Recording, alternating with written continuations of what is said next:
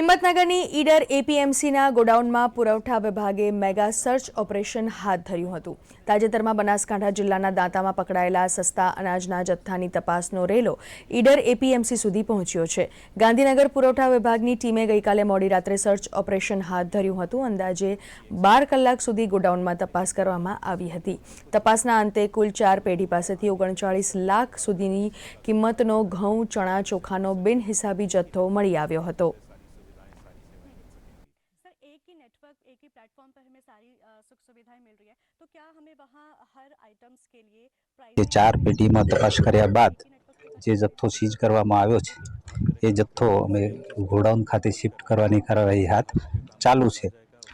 एमां 4 पेटी छे, एमां शाह रतनलाल पन्नालाल एमने चोखा जे जत्थो सीज कर्यो छे एनी रकम 45,787 जेटली थाय छे અને 1831 કિલોગ્રામ જથ્થો સીઝ કરવામાં આવ્યો છે।